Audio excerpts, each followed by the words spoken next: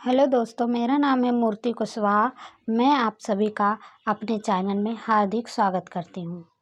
आज हम इस वीडियो में बात करने वाले हैं बीए ऑनर्स पॉलिटिकल साइंस के थर्ड सेमेस्टर का एक इम्पोर्टेंट टॉपिक जिसका नाम है बलात्कार। आज हम इस वीडियो में बात करने वाले हैं कि बलात्कार क्या होता है और हमारे संविधान में बलात्कार के विरुद्ध कौन कौन से कानून का उल्लेख किया गया है, और अंत में हम जानेंगे कि बलात्कार को किस प्रकार रोका जाए, इसके रोकने के कुछ उपाय। आप दोस्तों इस जो ये मैंने टॉपिक तैयार किया है, आप इसको ऐसे ही पेपर में लिख सकते हैं, क्योंकि मैंने A4 साइज की जो शीट है उसी पे पूरा आंसर तैयार किया है, ताकि आपको जो टॉपिक है ये बलात्कार का वो बुक में पढ़ने की ज़रूरत ना पड़े। सारी चीज़ें आपको इस वीडियो में कवर हो जाएंगी। आप इसको ऐसे ही पेपर में लिख सकते हैं। अगर आप हमारी वीडियो पर नए हैं तो हमारे वीडियो को जो चैनल है उसको सब्सक्राइब कर लीजिए और लाइक कमेंट करके ज़रूर बताइएगा कि आपको हमारा वीडियो ये कैसा लगा। तो चलिए वीडियो को शुरू करते हैं। जानते हैं कि बलात्कार क्या होता है। भारत में महिलाओं के विरुद्ध जो हिंसाएं होती हैं उन सभी हिंसा में बलात्कार पहले स्थान पर आता है। बलात्कार होने का प्रमुख कारण पितृसत्ता है, जो महिलाओं को एक वस्तु की तरह रखता है। इसीलिए पुरुष अपनी वासना को पूरा करने के लिए महिलाओं को एक वस्तु की तरह उपयोग करते हैं। पितृसत्ता का दोस्तों यहाँ पे मतलब है एक ऐसा समाज जहाँ पे पिता का ही फैसला आखिरी फैसला होता है। हमारे परिवार में भी क्या होता है, हमारे डिसीजन मेकर हमारे पिता ही होते हैं। हमें क्या पढ़ना है, क्या पहनना है, कि कहाँ शादी करनी है, कहाँ जाना है, ये सब कौन डिसाइड करता है? हमारे पिता ही डिसाइड करते हैं। तो यही तो पितृसत्ता है। तो इसी को हम पितृसत्ता कहते हैं। आगे देखिए, आगे महिलाओं को उनकी सहमति के बिना शारीरिक शोषण करना ही बलात्कार है। अगर बलात्कार करने में एक से अधिक लोग शामिल हो तो उसे सामूहिक बलात्कार कहते हैं। बलात्कार का सबसे घिनौना जुल्मों में से एक है, जिसकी सजा उम्र कैद या फांसी भी हो सकती है। तो इसमें बताया गया है कि सामूहिक बलात्कार में यदि एक से ज़्यादा लोग शामिल होते हैं बलात्कार करने में तो वही सामूहिक बलात्कार कहलाता है, और ये सबसे घिनौना जुल्म में से एक है और इसकी सज़ा उम्र कैद या फांसी भी दी जा सकती है। तो चलिए आगे जानते हैं कि हमारे संविधान में किन कानूनों का उल्लेख किया गया है जो बलात्कार से संबंधित सज़ा को बताते हैं। तो पहला है अनुच्छेद 375। अनुच्छेद 375 के अनुसार बलात्कार को पीड़ित की सहमति के बिना या तो बलपूर्वक या उसे नशीला पदार्थ देकर यौन संबंध बनाने के रूप में परिभाषित किया गया है। अनुच्छेद 375 के तहत बलात्कार करने वाले को दंड का प्रावधान किया गया है। इस अनुच्छेद 375 में ये बताया गया है कि अगर किसी महिला के उसकी मर्जी के बिना उसे कोई ज़बरदस्ती करता है या उससे बलपूर्वक कोई यौन संबंध बनाने की कोशिश की जाती है तो उससे धारा 375 के तहत उसे दंडित किया जाता है। जो हमारा कोर्ट है उसे धारा 375 के तहत सज़ा सुनाता है। आगे देखिए, इसमें अधिनियम 2013 के बारे में बता रखा है। आपराधिक कानून अधिनियम 2013 यह 21 मार्च 2013 में लोकसभा द्वारा एक पारित किया गया एक भारतीय कानून है, जो भारतीय दंड संहिता और भारतीय अधिनियम में संशोधन का प्रावधान करता है। धारा 376 में बलात्कार के लिए दंड या बलात्कार करने वाले को 7 साल तक की सज़ा हो सकती है। यदि मामला गंभीर हुआ तो उसे आजीवन कारावास भी हो सकता है। अब जो बलात्कारी होता है, अगर कोई बलात्कार करता है तो उसे मैक्सिमम 7 साल की सज़ा हो सकती है। और अगर मामला गंभीर हुआ, अगर मृत्यु जैसा कोई अपराध हो जाता है, अगर जो पीड़िता है वो मृत्यु अगर उसकी हो जाती है तो उसे क्या होगा, जो बलात्कार करने वाला अपराधी है उसको आजीवन कारावास या फिर फांसी की सज़ा भी हो सकती है। तो चलिए आगे जानते हैं धारा 375। धारा 375 में क्या बताया गया है उसके बारे में पढ़ते हैं। यदि कोई व्यक्ति किसी महिला की इच्छा के विरुद्ध उसकी सहमति के बिना डरा धमका कर दिमागी रूप से उसे कमजोर महिला को शराब या पदार्थ के कारण वह बेहोश में नहीं होती तो उसके साथ यौन संबंध बनाना ही बलात्कार कहलाता है। कभी कभी क्या होता है, कोई महिला अगर शराब उसे कोई पिला देता है या वो होश में नहीं होती है या वो दिमागी रूप से कमजोर होती है, तो अगर ऐसी महिला को जो लोग फ़ायदा उठाने की कोशिश करते हैं तो उनको भी क्या होता है, वो भी बलात्कार की श्रेणी में आता है। इस धारा के अंतर्गत यदि महिला 16 वर्ष से कम आयु की है तो बलात्कार में ही आता है। इस धारा के अंतर्गत यदि कोई पुरुष अपनी 15 वर्ष की से कम उम्र की पत्नी के साथ यौन संबंध बनाता है तो वो बलात्कार कहलाता है। देखिए, इसमें ये बताया गया है कि यदि 15 वर्ष से कम उम्र की पत्नी हमारे समाज में आज भी बाल विवाह जैसी कुप्रथा मौजूद है। कुछ गांव में आज भी लोग लड़कियों को बोझ समझते हैं और उनकी शादी 18 वर्ष से होने से पहले ही करवा दी जाती है, ताकि जो लड़की है वो उनकी जो जिम्मेदारी है वो ख़त्म हो सके। और ऐसे में यदि कोई पति अपनी पत्नी से के साथ संबंध बनाता है तो वो भी क्या है, बलात्कार की श्रेणी में आता है। क्योंकि जैसे दहेज प्रथा है, दहेज लेना और देना दोनों ही अपराध हैं, ऐसे ही अगर बाल विवाह हो रहा है, जो करवा रहे हैं या कर रहे हैं दोनों ही अपराधी होते हैं। ऐसी स्थिति में क्या है, जो भी इंसान 15 वर्ष से कम उम्र की लड़की के साथ शादी करता है वो बलात्कारी के रूप में ही उसको परिभाषित किया गया है हमारे धारा 375 में। तो चलिए धारा 376A के बारे में जानते हैं कि इसमें क्या प्रावधान किया गया है। यदि कोई व्यक्ति किसी स्त्री का बलात्कार करता है और उसकी मृत्यु हो जाती है और उसे धारा 376A के तहत 20 साल का कारावास और मृत्युदंड भी हो सकता है। इस धारा 376A में बताया गया है कि यदि किसी स्त्री के साथ कोई व्यक्ति बलात्कार करता है तो उसको धारा 376A के तहत मृत्युदंड दिया जाएगा या फिर 20 साल की सजा सुनाई जा सकती है उसको। धारा 376B इसमें ये बताया गया है कि यदि कोई व्यक्ति अपनी पत्नी के साथ जो डिवोर्स ले चुकी है और अलग रह चुकी है फिर भी उसके साथ कोई यौन संबंध बनाता है तो उसे धारा 376B के तहत 2 साल तक की जेल हो सकती है या अधिकतम 7 साल तक का कारावास और जुर्माना भी हो सकता है। तो जो उसकी पत्नी अलग हो चुकी है तो उसके साथ तो कोई हक ही नहीं बनता उसके साथ रहने का। तो अगर ऐसा होता भी है तो वो भी क्या है, बलात्कार की श्रेणी में ही आता है और उसको सज़ा दी जाती है।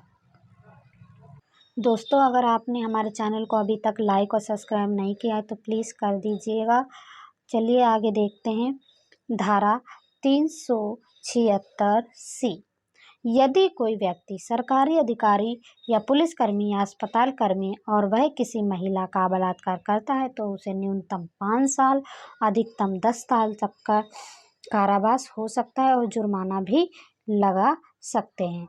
इसमें बताया गया कि कोई भी सरकारी कर्मचारी है यदि वो अपराध करता है, बलात्कार जैसा गंभीर अपराध करता है तो उसे अधिकतम 10 साल तक की जेल और जुर्माना लगाया जा सकता है। मेरे हिसाब से तो दोस्तों ये बहुत ही कम सज़ा है। अगर बलात्कार जैसा बहुत ही गंभीर मामला अगर इतनी कम सज़ा मिलेगी तो फिर महिलाओं के सम्मान का क्या होगा भाई।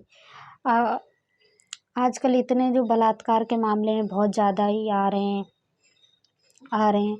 मेरे हिसाब से तो चाहे बलात्कार छोटा हो या बड़ा हो, बलात्कार तो बलात्कार होता है, उसमें फांसी के सिवाय कोई और सज़ा होनी ही नहीं चाहिए। आपके क्या ख्याल है, आप भी कमेंट में बताइए कि बलात्कारी को क्या सज़ा मिलनी चाहिए। तो आगे देखते हैं धारा 376D। इस धारा के अंतर्गत यदि किसी महिला के साथ सामूहिक बलात्कार होता है तो उसकी जांच की जाएगी और उसे धारा 376D के तहत 20 साल तक की सज़ा जुर्माना भी हो सकता है। तो इसके अंतर्गत ये बताया गया है कि अगर सामूहिक बलात्कार होता है, सामूहिक बलात्कार जिसमें एक से अधिक लोग मिलकर बलात्कार करते हैं उसे सामूहिक बलात्कार कहते हैं। तो उसको इसमें धारा 376D के तहत सज़ा दी जाती है और 20 साल तक की इसमें मैक्सिमम सज़ा हो सकती है, जुर्माना भी लिया जा सकता है सॉरी। और धारा 376E, यदि किसी व्यक्ति द्वारा एक बार बलात्कार किए जाने पर उसे सज़ा देने के बाद वह दोबारा रेप करता है तो उसे आजीवन कारावास हो सकता है। इसका मतलब यह है कि वह व्यक्ति जो है वो अपनी पूरी ज़िंदगी जेल में बिताएगा और बाद में उसे मृत्युदंड भी दे दिया जाएगा, फांसी वगैरह उसे दे दी जाती है। अब देखिए, कोई व्यक्ति होता है जो सुधरना ही नहीं चाहता होता है, एक बार उसे सज़ा दे दी गई है फिर भी वो वही गलती कर रहा है, तो ऐसे में वो कोर्ट है वो यही करता है कि उस व्यक्ति को दोबारा आजीवन जेल में रहने के लिए कह देता है और बाद में उसे मृत्युदंड जैसा गंभीर अपराध भी इस गंभीर अपराध के लिए मृत्युदंड जैसी सज़ा भी दे देता है। तो आगे चलिए देखते हैं कि 2018 में विधेयक जो है वो कौन सा आया था, उसके बारे में जानते हैं। आपराधिक कानून विधेयक 2018, इसके अंतर्गत ये बताया गया है कि 2018 में जम्मू कश्मीर के कठुआ में 8 वर्ष की लड़की के साथ सामूहिक रेप के बाद उसकी हत्या कर दी गई। तब कोर्ट ने कहा यदि 12 वर्ष से कम आयु की लड़की के साथ बलात्कार किया जाता है तो उसे 20 साल का कारावास हो सकता है। अब 2018 में हमने जो कठुआ का मामला सुना था कि उसमें 8 साल की लड़की के साथ रेप हो गया है, वो भी सामूहिक रेप। तो ऐसे में कोर्ट ने कहा था कि अगर कोई व्यक्ति 12 साल से कम आयु की लड़की के साथ बलात्कार करता है तो उसे 20 साल तक की सज़ा सुनाई जाएगी।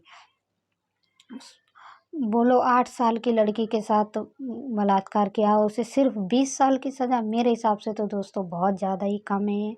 ऐसे लोगों को तो फांसी सीधे दे देनी चाहिए बिना किसी, चाहे सबूत हो या ना हो। मेरे हिसाब से तो आपको क्या लगता है, आप भी बताइए कमेंट में। मैं आप लोगों को सिर्फ भड़का नहीं रही हूँ, मैं सिर्फ बोल रही हूँ कि बताओ 8 साल की बच्ची जो कुछ भी नहीं जानती होती इस बारे में, उसके साथ ऐसा घिनौना अपराध कर रहे हैं लोग। बताओ किस हद तक गिर गए हैं ये लोग। चलिए जानते हैं कि बलात्कार को कैसे रोका जाए। वैसे तो ये बहुत ही बड़ा अपराध है, इसको रोकने के लिए सरकार को बड़े कदम उठाने चाहिए। तो पहला देखते हैं, पहला है बलात्कार के विषय में शिकायत दर्ज करने के लिए पुलिस थाने में आने वाली पीड़िता की स्थिति के प्रति संवेदनशील होने के लिए अधिकारी को प्रशिक्षित करने की आवश्यकता है। जैसा कि दोस्तों हम फिल्मों में भी देखते हैं कि जिस महिला के साथ बलात्कार होता है वो पुलिस थाने में रिपोर्ट करने के लिए जाती है, लेकिन जो पुलिसकर्मी होते हैं उस महिला के साथ ही बदतमीजी करने लग जाते हैं और उसकी रिपोर्ट नहीं लिखते। तो ऐसे में क्या है, या तो ऐसे पुलिस ऑफिसर होते हैं उन्हें कड़ी से कड़ी सज़ा दी जानी चाहिए या फिर प्रशिक्षित किया जाना चाहिए पुलिस ऑफिसर्स को कि ऐसे मामले को वो जो पीड़िता है उसकी स्थिति को वो समझें, उसकी संवेदनाओं को वो समझें और शिकायत को दर्ज करें और ऐसी बदतमीजी ना करें उनके साथ। कानूनों में संशोधन, सेकंड जो है वो हमारा कानूनों में संशोधन किया जाए कि पीड़िता के बयान को सबूत के रूप में देखा जा सके और आगे कोई बहस ना करनी पड़े, क्योंकि पीड़िता को न्यायालय के चक्कर लगाने में बहुत तकलीफ होती है। इसमें बताया गया है कि हमारे जो लॉ है उसमें जो पीड़िता है उसके बयान को सबूत के रूप में नहीं देखा जाता। अगर जो कोर्ट है वो पीड़िता के बयान को बताए, पीड़िता जो है कोर्ट को बताए कि इसी ने मेरे साथ बलात्कार किया है, तो कोर्ट क्या है उसकी बात को नहीं मानता और उससे सबूत मांगता है कि क्या सबूत है कि इसी ने ये अपराध किया है। तो ऐसा नहीं होना चाहिए, पीड़िता की जो है वो बयान को भी महत्व दिया जाना चाहिए या सबूत के रूप में देखा जाना चाहिए। नेक्स्ट, पति द्वारा किए गए बलात्कार को भी बलात्कार की श्रेणी में रखा जाना चाहिए ताकि वे महिलाएं मुक्ति पा सके और अपने पति की वस्तु की नज़र से देखे जाते हैं। हमारे समाज में एक बहुत ही गंदी विचारधारा प्रवाह हो रहा है कि जो पति है वो अपनी पत्नी के साथ कुछ भी कर सकता है। ऐसी धारणा हमारे समाज में बनी हुई है कि पति है तो उसे हक है अपनी पत्नी के साथ कुछ भी करने का। तो ऐसा नहीं होना चाहिए। अगर पत्नी का मन नहीं है उसके साथ रहने का या उसके साथ कोई भी संबंध रखने का, तो उसको क्या है, छुटकारा दिया जाना चाहिए, मुक्ति दे देनी चाहिए उस व्यक्ति से, उस महिला को। और अगर उसके मर्जी के खिलाफ वो अगर उसके साथ ज़बरदस्ती करता है तो उसे भी बलात्कार की श्रेणी में रखा जाना चाहिए। नेक्स्ट है, बच्चे के साथ किए गए बलात्कार के लिए संस्थाएं का निर्माण किया जाना चाहिए जो बच्चे के मनोविज्ञान का ध्यान रखे। न्यायालय को ऐसे इसी पहले पॉइंट को समझ लेते हैं। इस पॉइंट में बताया गया है कि ऐसी संस्थाओं का निर्माण किया जाना चाहिए जो बच्चों को संभाल सके जिनके साथ बलात्कार हुआ है, उनकी स्थिति को समझ सके, उनके मन के विचारों और उनकी फीलिंग्स को समझ सके और उन्हें आगे बढ़ने के लिए प्रेरणा दें। आगे नेक्स्ट है, न्यायालय को ऐसे निर्णय से बचना चाहिए जो पीड़िता को अपराधी से विवाह करने को कहती हैं, क्योंकि यह पीड़ितों के सम्मानजनक जीवन को छीन लेता है और व्यक्ति के उसका बलात्कार किया है और क्या वह उसका सम्मान करेगा। अब कई बार ये होता है कि जो न्यायालय होता है अपराधी के साथ ही पीड़िता की शादी करवा देता है, तो ऐसा नहीं करना चाहिए न्यायालय को, क्योंकि कोई गारंटी नहीं होती कि जो इंसान शादी से पहले उसके साथ इतना कुछ गलत कर सकता है, तो शादी के बाद तो उसको एक तरीके से हमारा समाज जो है वो लाइसेंस दे देता है कि पत्नी के साथ वो कुछ भी कर सकता है, उसका हक है।